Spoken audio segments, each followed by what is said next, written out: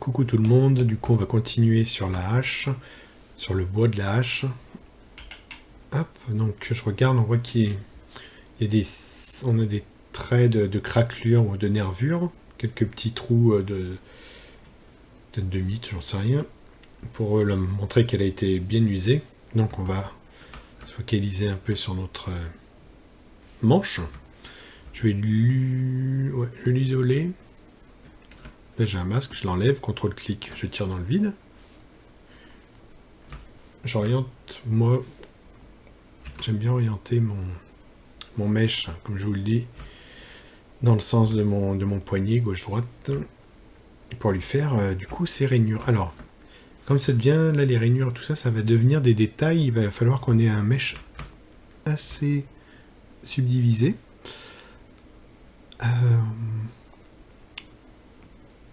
On va tester. Alors, les rainures, les craquelures, les choses comme ça, la dame standard s'en charge très bien. Et sinon, je vous conseille, vous pouvez télécharger gratuitement les orbes, comment je dis les orbes, parce que ça commence par orbe. Bon, je peux pas passer ma souris dessus sans que ça change. Vous voyez, c'est orbe, crack. Et ce sont des broches mises à disposition par un certain graphiste 3D qui bossait chez Blizzard et qui les a mis à dispo après les avoir créés lui-même, et ça peut être bien pratique. Donc si vous ne les avez pas, on va prendre avec le moyen du bord, qui est la dame standard, qui est pas mal. Je remets pépette ici, j'appuie sur D pour dame standard, et on va essayer ce que ça donne. Ouais, c'est pas trop mal, je trouve pas trop mal, pas montré, mais la définition, la résolution. Là on voit des stries. Vous voyez, je ne sais pas si vous le verrez avec la résolution de l'écran, on voit des stries, c'est pas très joli, on va commencer par smoother un peu tout ça. Quand elles sont trop présentes, ça peut donner un petit style. Mais bon, ça donne surtout un style 3D qui n'a pas été smoothé. Donc, voilà, et bah, c'est parti.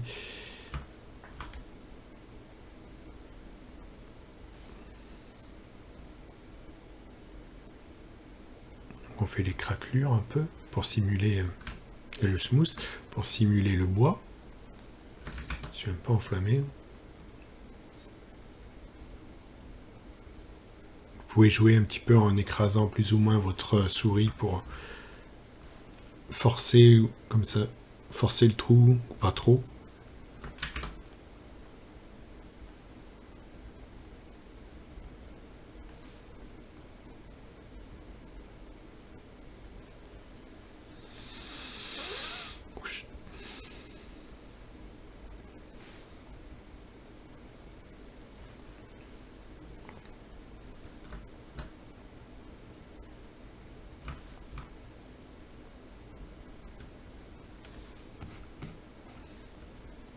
Voilà.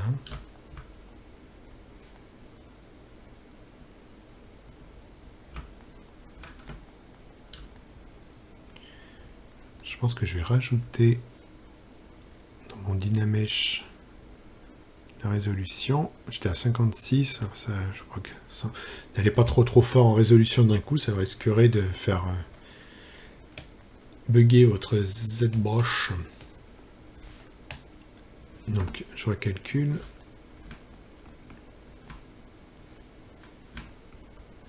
Je smooth un peu. Et puis je vais venir raffiner certains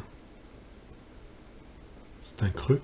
Alors après, ce qu'il va falloir faire, c'est ne pas trop rentrer trop dans les détails, ce qu'on a tendance parfois à faire quand on se focalise un peu trop sur une zone.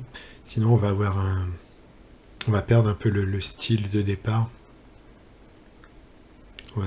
Parfois, on risque d'être un peu trop réaliste.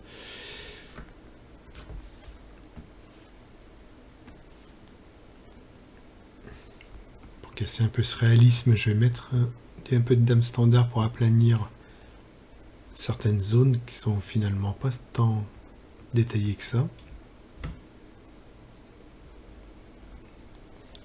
pas du vrai bois que l'on veut simuler. Voilà. Hop.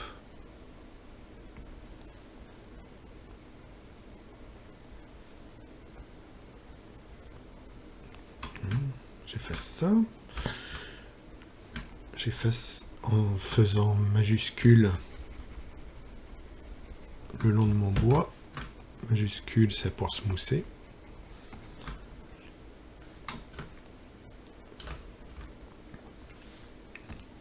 Je vais reprendre Madame Standard.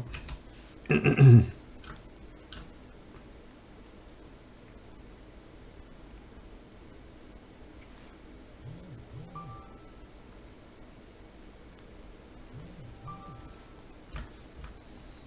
retravailler. Hop. Mes nervures. Voilà.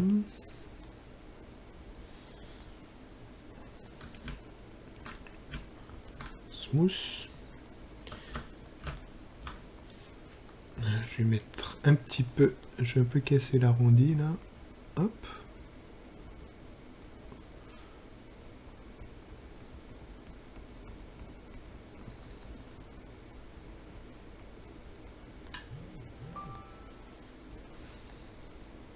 Comme ça.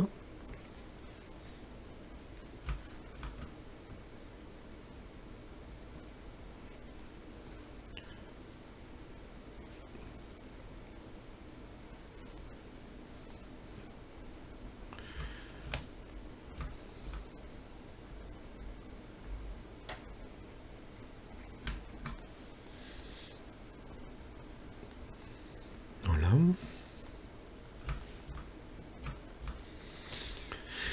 Puis avec Madame Standard, un peu forcer certaines zones. Qu'on en voit un peu plus certaines que d'autres. Voilà. On peut venir faire un petit trou ou deux.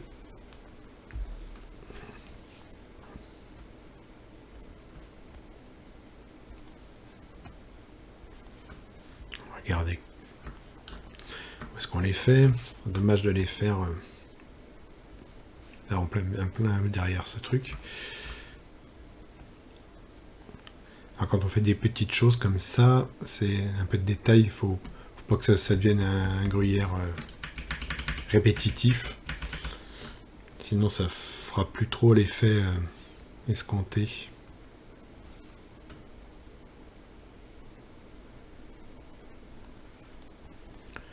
Voilà, on peut en smousser certains qui soient moins forts.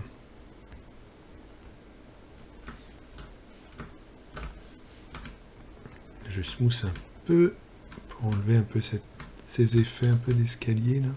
Voilà. Tac, ça on peut marquer un creux qui aurait pu être dû au bois.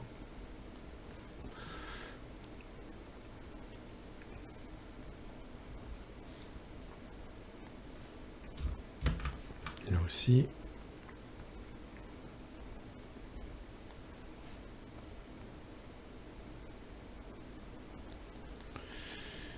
Alors, je me fais un drôle de creux là, je le reprends, je smooth, je le reprends. Touc touc, voilà. Je smooth un peu le tout là-haut. Comme ça. Et puis là, j'ai l'impression qu'ils ont fait une simulation un peu des nervures. Je pense que les anneaux qu'on voit dans le bois. Un anneau par an, soi-disant.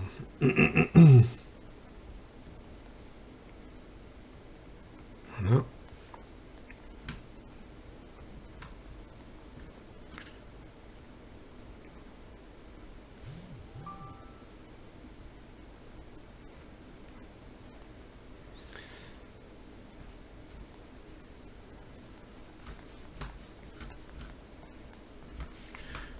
ça. Là, on voit qu'il y a des petits pocs aussi sur notre... sur la ferraille.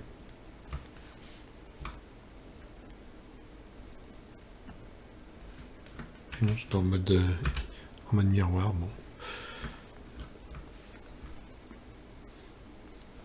Si c'est quelque chose que vous travaillez de face, par exemple les petits pocs, les trucs comme ça, c'est bien d'enlever le mode miroir, que ça fasse pas les mêmes à gauche et à droite, ça se verra tout de suite. C'est pas top. Donc voilà pour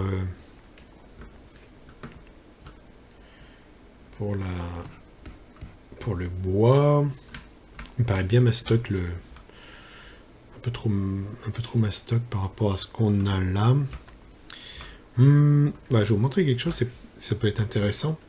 En mode W, vous voyez, vous pouvez donc modifier celui-ci. Mais si vous voulez modifier deux à la fois, il va falloir activer cette petite icône. Là, il vous met plusieurs cases à cocher. Et donc, si vous cliquez sur Alt et CTRL à la... Comment on pourrait... J'enlève tout. Voilà. CTRL majuscule. Lorsque vous cliquez sur un, il va vous le sélectionner. Vous cliquez sur un deuxième, il va vous le sélectionner. Et vous cliquez sur un autre, il vous sélectionne. Donc ça va vous permettre une multi-sélection de subtools. Et ce qui va être grisé comme ça veut dire que ça ne va pas être pris en compte. Et comme ça, vous allez pouvoir déplacer ou modifier plusieurs subtools qui n'appartiennent pas au même layer ensemble.